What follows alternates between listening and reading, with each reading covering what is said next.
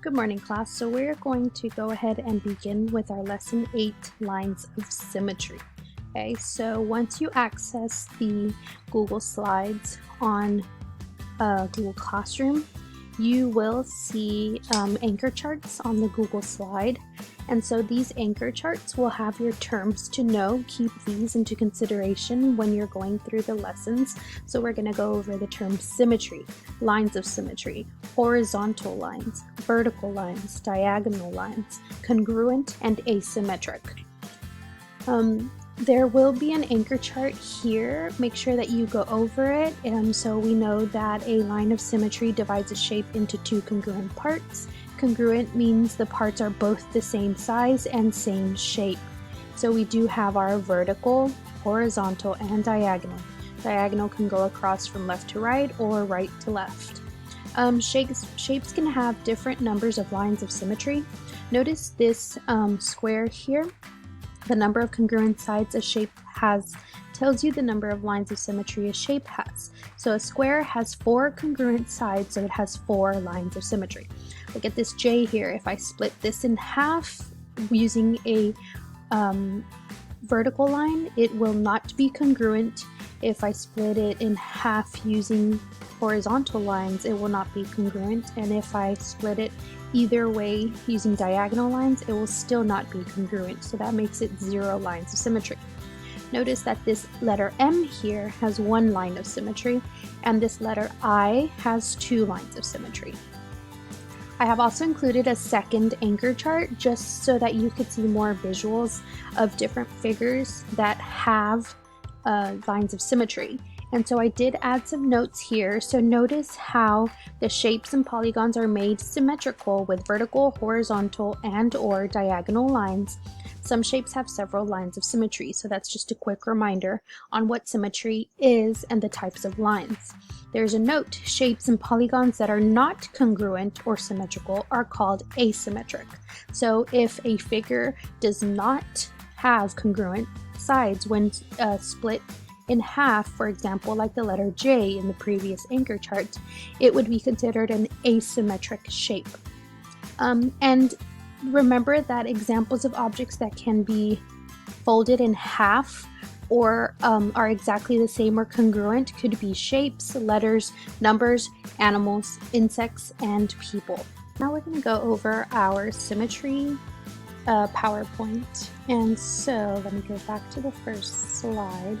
When you access your symmetry PowerPoint, you will see the different terms again. So a quick reminder and refresher: symmetry is a plane figure. A plane figure has symmetry if it can be folded along a line so that the two parts match exactly.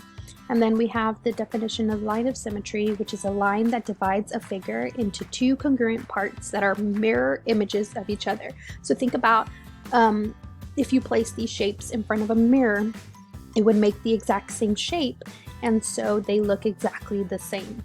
Okay. So let's look at this line of symmetry. So this shape here has a vertical line, and so this would make a line of symmetry. Notice how I said that we're going to think of this as like the mirror, this line, and so this side will be exactly the same as the other. We're going to look at the following figures and tell whether the dotted line is a line of symmetry. So let's look at this shape. We notice that it does have a diagonal line. And so we look at the shapes the two shapes that are created when we fold that one shape in half. So once we fold that one shape in half, we could see that although the mirrored reflection is not the same on the same sides, I noticed that on the opposite sides, this angle would be similar to this angle, and this angle would be similar to this angle, as would these vertexes at the end of this shape. And so yes, this would make a congruent shape. Let's look at this shape. So this polygon, this triangle, has a vertical line, and we're going to look at the shapes that are now created with this line, and we can clearly see that no, this is not a congruent shape. It does not have a line of symmetry. Let's look at this shape. So my vertical line creates two different objects.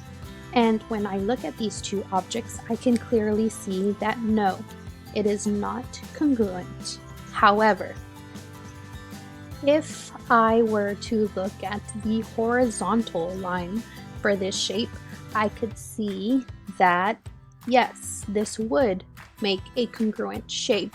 So when you are determining whether they are congruent, make sure that you look at all the different possibilities for making a congruent congruent shapes and lines of symmetry. So you're going to be looking at the vertical lines, the horizontal lines, and the diagonal lines as well. If we look at this letter, the letter H, we have a vertical line, and it does create congruent line of symmetry.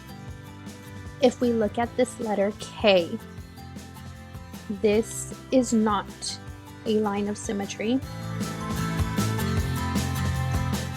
So let's look at these four figures. We're looking for the figure that has no line of symmetry. Okay, so remember, you're looking at vertical lines, horizontal lines, and diagonal lines. Now, it doesn't necessarily mean that it has to be split with all three different lines.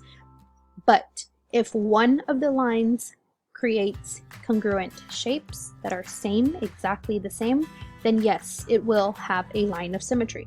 So in this one, it is figure 4. Let's look at these figures. So we're looking for the figure that has no line of symmetry. Remember, you're going to look at the different types of lines.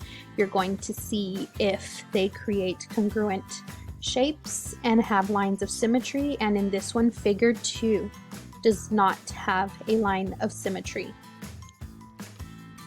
We're looking at this set of shapes. So which figure has no line of symmetry?